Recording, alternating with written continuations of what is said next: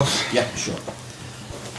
Arne, first of all, can you give us the latest on Hugo Ekitike? Has he been operated on yet? And just tell us how you feel about such disappointing news for him. Yeah, no, he hasn't been operated yet. Devastating for him. Coming to a new club, having so much impact straight away. Playing against your former club in the quarterfinals of the Champions League, with so much more to come for him in the summer. Yeah, your first thoughts are then always with him being out for such a long time, missing out on so many special moments. But he's not the first and will not be the last player that experienced something like this in the start of his career. And there are so many examples of players that came back so even stronger. And that's the challenge he has now, and I'm 100% sure he will be one of those that in 10, 15 years time say maybe this injury even helped me to become stronger and become even more ready to perform even at a higher level than I did before. After PSG, we spoke briefly about the potential in this squad, how far it can go, but how much work do you feel needs to be done by yourself, by Richard Hughes in the summer to make it even more competitive, and how big a churn of players do you think you're facing, taking into account the fact that you're already losing Mo and Andy Robertson? Yeah. No, I think for the people who watch the Paris Saint-Germain game, they depends by the way on which game you're watching. But if you're watching the home game, I think it's fair to say for me that the future does look bright and that we were able to have more ball possession than them, to generate 21 shots, to have a high XG against the team that is used to the fact that they dominate ball possession. Even if you take into account that Hugo had to go off after 30 minutes, something like that. Alex had to go off at half-time. So if you would see them playing over 90 minutes, being in their best shape, then this team has already shown, as they did in so many other moments, that they can compete with the best in Europe. So we've beaten here at home the other three other quarterfinalists with Atletico, Real Madrid, and Arsenal. So that tells you that this is already a very strong team. But it takes some changes because of what you just said with Robbo and Mo leaving. But yeah, as I said many times, future looks bright for us. Are you thinking though you need 4, 5, 6? I don't think in numbers. I don't think in numbers. Just areas.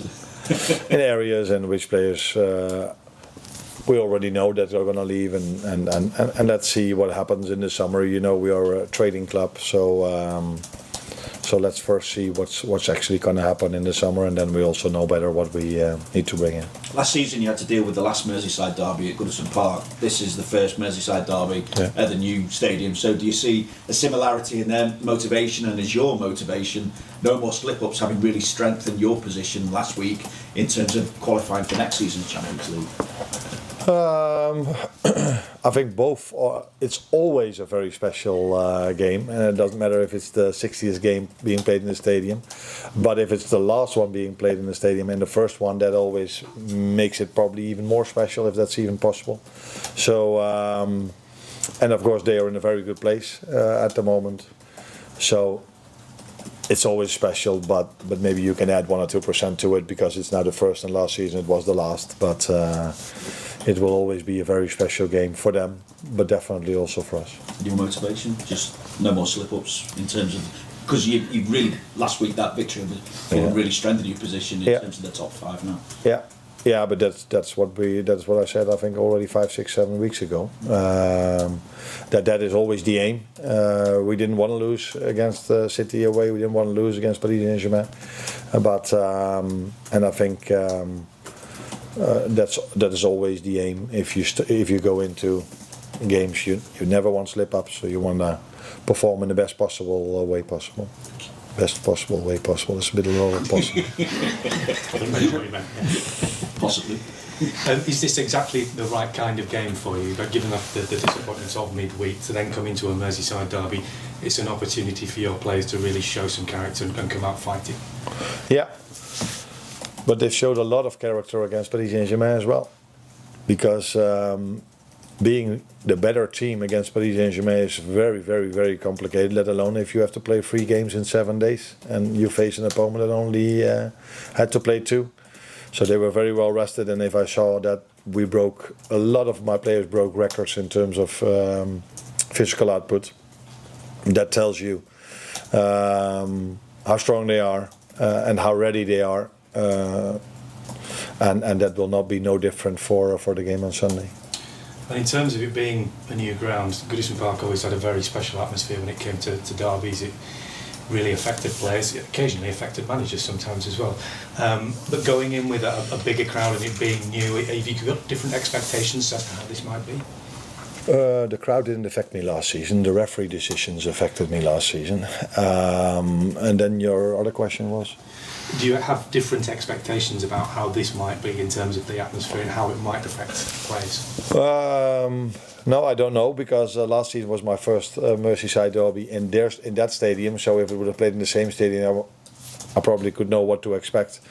But I don't think a stadium is loud. It's usually the fans that are loud. So how much of a difference it will be, I can tell you after the weekend. But I think their fans will be loud, as our fans will be loud as well. And so yeah, I think it's not the stadium on itself that makes the difference. Usually it's always the players that make the difference, and the fans can have an impact to help the players out, that's for sure. Yeah. Hi Anna. We've spoken a lot about Alexander Isak recently, but given the injury now to Hugo Ekitike, how confident are you that he's sort of ready for the intensity and maybe more responsibility that might fall his way between now and the end of the season?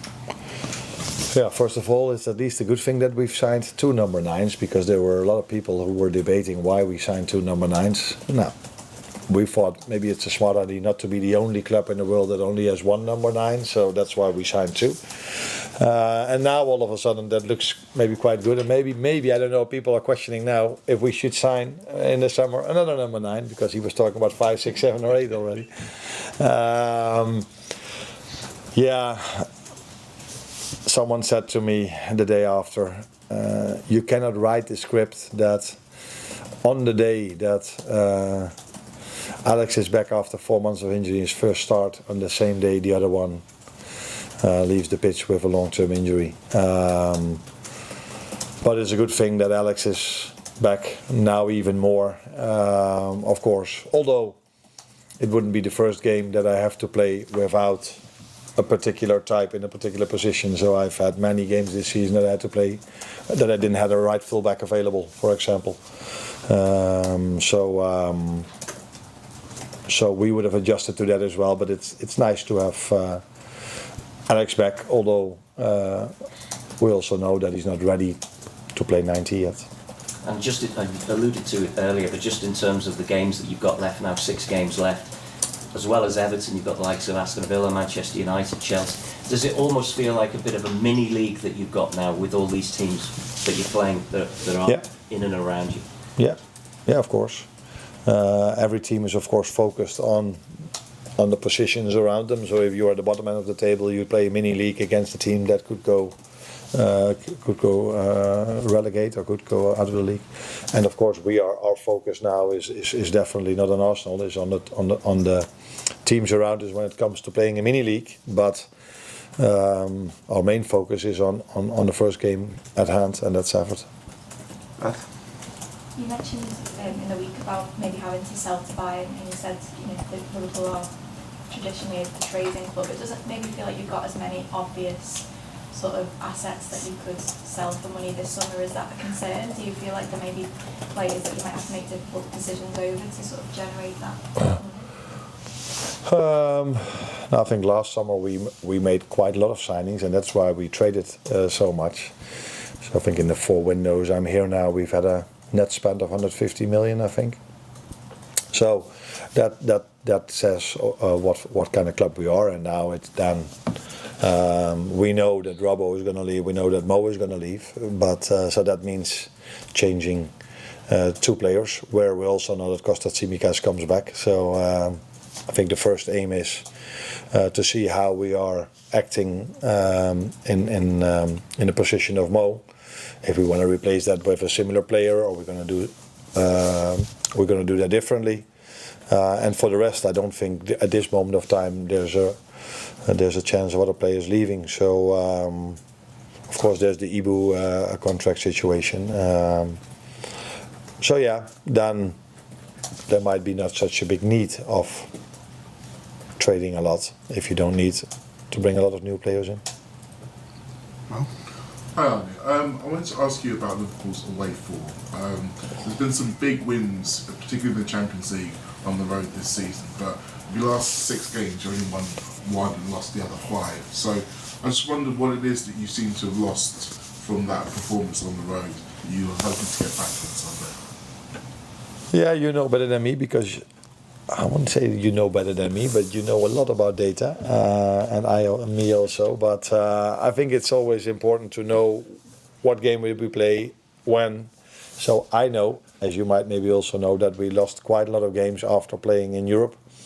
And usually, as we also know, that we play on Wednesday night in Europe an away game and or a home game, and then we play the 12:30 kickoff on Saturday. So that has proven to impact any team in the world, and it has probably impacted our results in away games after playing in Europe also. I don't know if all 6 of them you are mentioning all been played after a midweek game, but I think quite a lot of them were.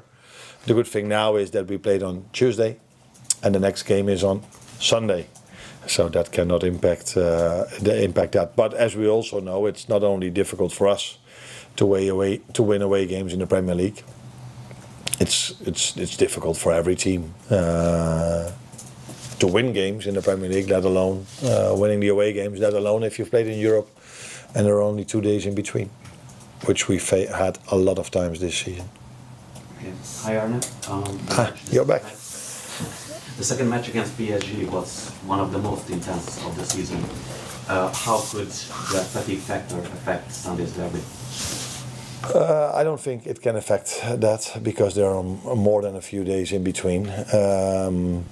And it did not even affect us. The Fulham game affected us by being as intense as we were against Paris Saint-Germain. Of course, I have to factor the Anfield factor in, because there might be people who think, why didn't you play like this away from home? Now that's a bit more complicated than people might think. So the fans play a big part in if you want to go as aggressive as we were and taking the risk as we did. Because we took the same risk in Paris, but then they were 5 or 6 times in front of our goalkeeper, and now we could keep them away from our goal by large parts of the game. So no. Being tired has no influence on the game on Sunday. Michael? Hi Arne.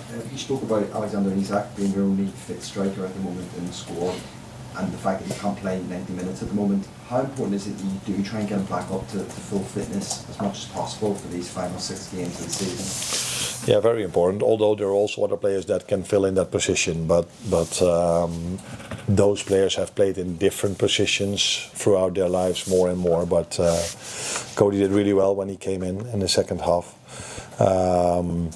Of course, it's important, but it would have been even nicer. But yeah, you don't get it like that. It would have been even the best thing was that Hugo was still fit. But if he wasn't, then if this would have happened, then 2 or 3 weeks later would have even been better, because Alex is not ready for 90 yet.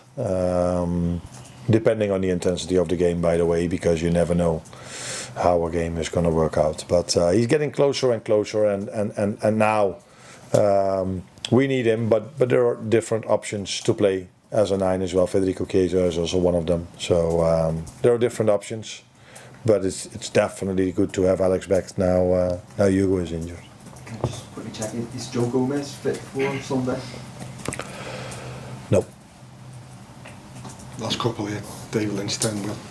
Well, you said this season that one of the biggest challenges you faced is kind of managing your squad through kind of an intense schedule. Obviously that's going to ease now that you've only got the Premier League to focus on. Do you think we're going to see better performances as a result of that? More time in the training ground, obviously less intensity for the players?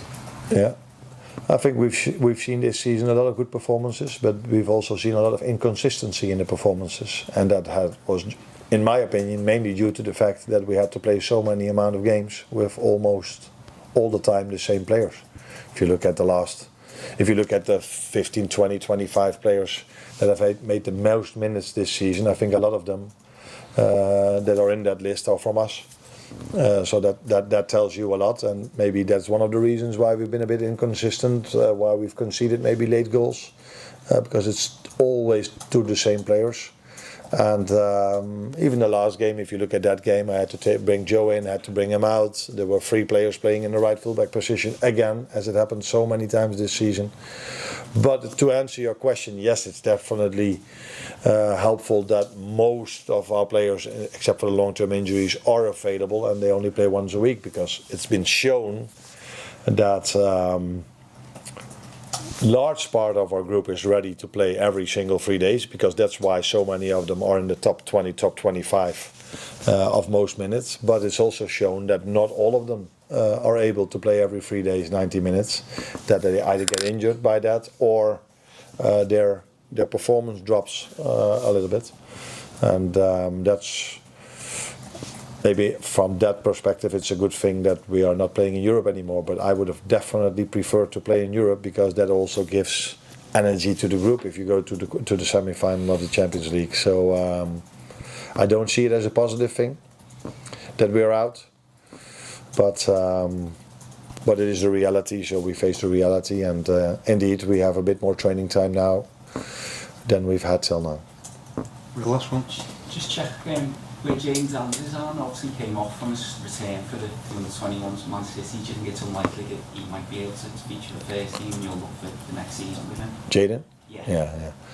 No, the good thing for him is that he's been out for such a long time, and he's now getting back with the under-21s, getting some playing time, but I think there's still a large step to be made if you have not even played 90 minutes at the under-21, let alone then play a Premier League game. So, but the first thing that comes to my mind is that he's worked so hard, because I know this, because I see him around over here a lot, to be where he is now, and he's been also so unlucky to be out for such a long time. So I really like him to be back. But reality is not that he's not on the bench for us this weekend. Thank you. Thanks, Arne. You're welcome.